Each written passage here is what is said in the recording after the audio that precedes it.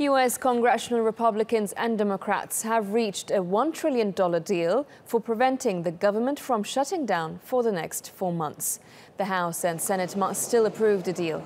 Aides to lawmakers involved in the talks announced the agreement after weeks of negotiations. It would be the first major piece of bipartisan legislation to advance in the House during Donald Trump's presidency. Let's get more from Kevin McAleese, who's standing by in Washington, D.C. So, Kevin, it seems lawmakers across the political divide have come to an agreement on how the U.S. government should spend its money. What are some of the details in this? Yeah, that's right. US lawmakers from both parties finally managed to negotiate a deal late on Sunday evening here in Washington, D.C. to keep the US government running through September this year. Among some of the details that we're hearing, $15 billion for the US military. That'll be going to the Pentagon, $1.5 billion for border security. But significantly, not a single cent will be going towards Donald Trump's ambitions to build that wall along the US southern border. Democrats will view that as a victory. They were united in their opposition to this construction, this controversial wall ever being built with the government's dime.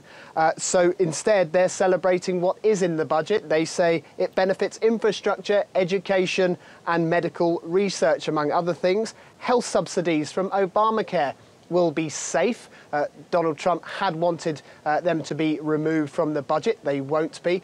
Nor will Planned Parenthood medical services for women be defunded, and nor will sanctuary cities be defunded, part of Donald Trump's immigration crackdown policy. More details on this $1 trillion package will emerge in the coming days, and of course we will have that all-important vote on the spending bill later this week in both the House and the Senate.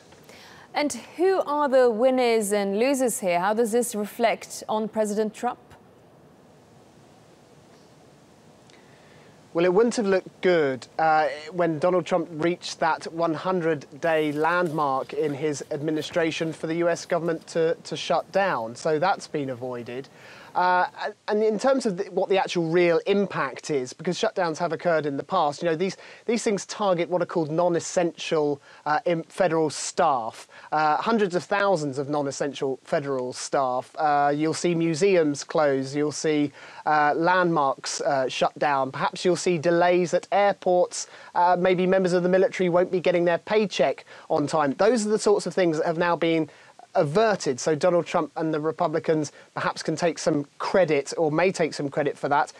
But he hasn't got the green light to start building his southern border wall. And that will disappoint some of his supporters who really rallied around that early campaign banner headline that he would build that wall. But you know, on a brighter side for this administration, there is $15 billion going towards the military, a big slice of the budget going there. And of course, Donald Trump has some big ambitions to rebuild the US military might to the tune of some $54 billion. He'll be disappointed, though, that the Obamacare subsidies came out of this unscathed. But actually, in an interview today, he talked about Obamacare being dead. So clearly, this president is determined that there is still a fight to be had to repeal and replace the Affordable Care Act. Thanks for that, Kevin McAleese, live there from Washington, D.C. for us.